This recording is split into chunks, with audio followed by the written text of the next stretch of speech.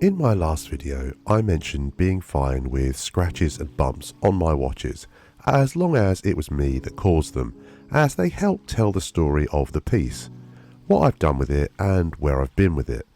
Nothing really does that better than a bronze watch. Because of the compounds in the bronze alloy, it will patina over time as you wear it. That not only creates an interesting coloration, but makes each piece unique. I'm yet to have any personal experience with bronze watches, so think of this video as a research piece for me first and foremost, and of course potential suggestions for you. I will just add that some brands offer pre-aged pieces, and I feel that goes against what I've said about telling a personal story, so I've chosen not to include any of those on the list. I have followed a rule set to help guide me in my search, and those rules are as follows. Each watch must be available for less than $1,000. Each watch must have at minimum a bronze case, and finally, each brand can only feature once on the list for the sake of variety. With all that said, let's get into the video.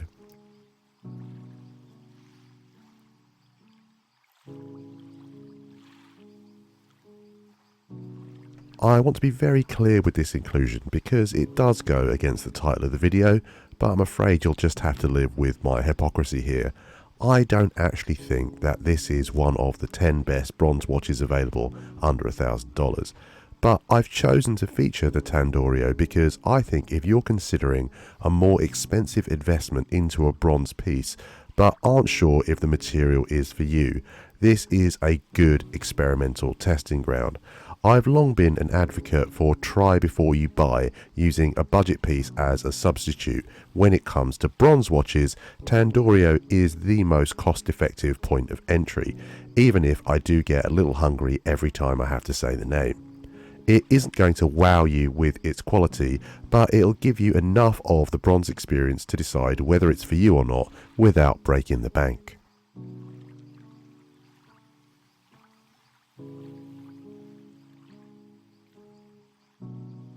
Aquatrident are a relatively new brand operating out of Hong Kong with Chinese production, and while I think the branding here isn't incredible, the designs are really interesting.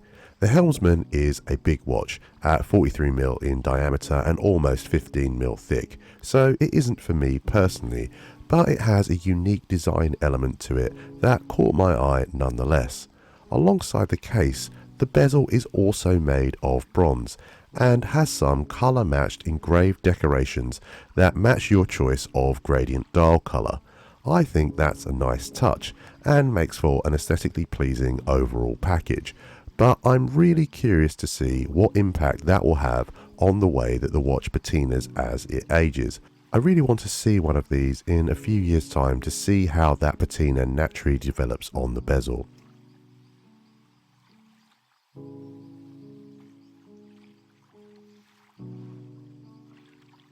Now, the price on these models from San Martin varies wildly, and I would be really careful about exactly what you are ordering, because this can be spec'd with or without the brand logo, with either a PT5000 Chinese ETA clone movement or a Swiss Selita SW200, and then a choice between Mercedes or pencil hands. I think my personal preference would be with the logo, with the Swiss movement, and with the pencil hands, but that will cost around $120 more than the basic movement. If you are interested in getting hold of this bronze beauty, make sure you shop around. The websites that stock San Martin models, even their official brand page, regularly host both major and minor sales and offer coupon discounts.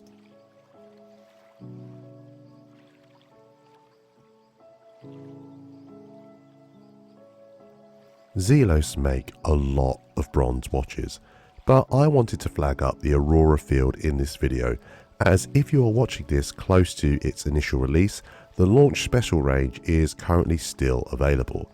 There aren't any specific details of the final pricing available, but it looks to me as though the discount is going to be at least $100 at the moment. The great thing about the offerings here is that it's broad. There are 2 sizes and a really wide range of dial choices on offer, from textured and meteorite to coloured adventurine and mother of pearl dials. If you're not after a field watch, I'd still recommend Zelos as a great brand to look into for bronze. Almost all of the models that they sell have a bronze variant available.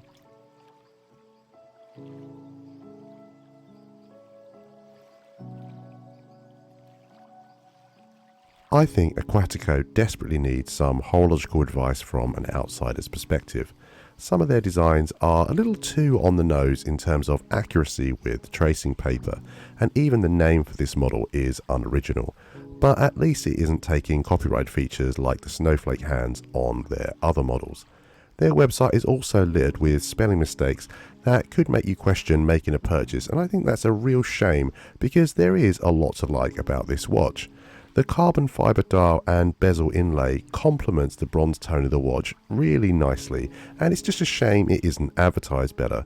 If you do like this piece, you'll have to act quickly though, as it's part of a limited run of only 88 pieces, which goes some way to explain the slightly higher than you might expect price point from a brand you probably haven't heard of before.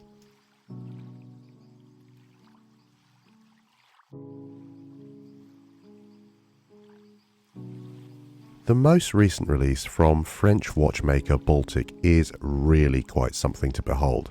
Taking the already jaw-dropping design of the Hermétique and pairing it with a bronze case really elevates this overall.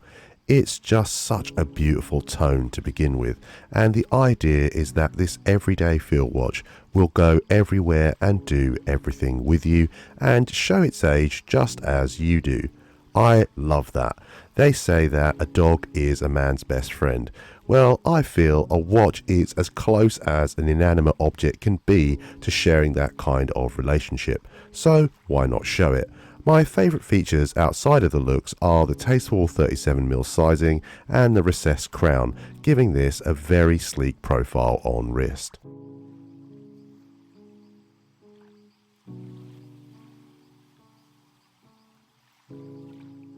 The Selten Salvage Bronze is a very interesting proposition because it incorporates a lot of desirable features for me. Not only is the dial textured, it's also a sandwich, giving it that extra layering and depth. From the perspective of the video, one layer of the sandwich is pre-patinaed bronze, making the dial a unique piece, and there are even 7 colorways to choose from. The case comes in just under 40mm, which is again something that I would be looking for. It comes with a black ceramic bezel insert, and of course the case itself is bronze. I have to say that I am a big fan of the overall package here, and particularly the aesthetics. And it's for that reason that I'm going to award the Selten with my recommendation for the video, as it's the model that I'm most interested in going out and purchasing with my own money.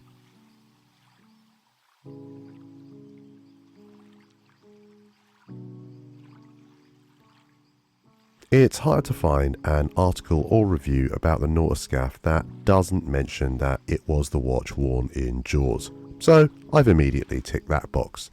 The 5th iteration is both shock and water resistant and is depth rated to 300 meters, exceeding the requirements for ISO 6425.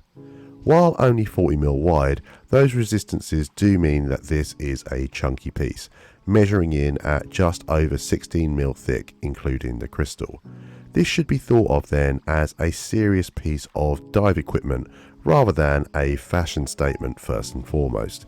And if you were going to use it for diving, I feel confident that the patina would really help to tell the story of the adventures that you take it on.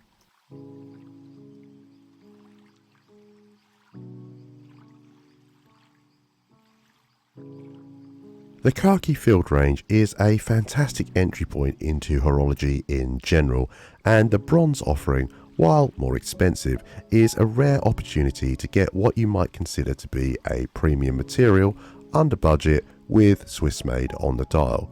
I think it's fantastically sized at 38mm, meaning it's wearable for almost anyone. but I do have the same reservations that I had with my own Khaki Field automatic, and that is the oversized crown. In terms of use case for a field watch and practical functionality, it makes sense, but I personally would just prefer something less prominent. One other consideration to add is that you can pick these up for just over $500 on the second-hand market if you want to save some money and get a head start on the aging process.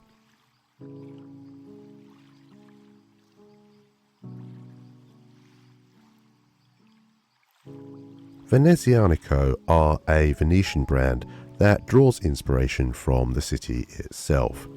This version of the Nereide is based on the Greek bronze horses that have stood and indeed patinaed within the Basilica of St. Mark since the 13th century.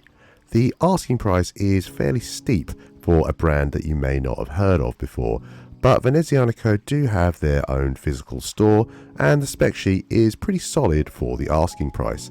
A Selten SW200, BGW9 Superluminova, sapphire crystal with AR coating, 300 meters of water resistance, and of course that bronze case.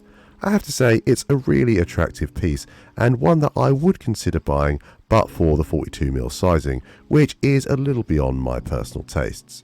So there we have it. What I consider to be the 10 best bronze pieces available below $1,000. However, as I said at the start, I've not had any personal experiences with them yet, so really I'm just window shopping and I'd really appreciate your feedback. Is there a model on the list you think I should go for?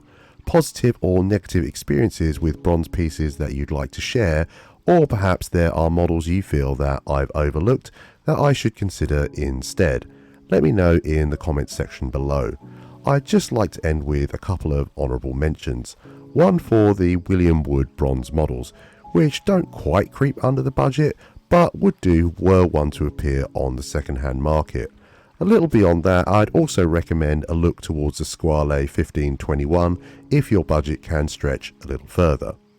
As ever, thank you for your time. If you've enjoyed what you've seen or found it informative, consider dropping the video a like and subscribing for more content like this in future.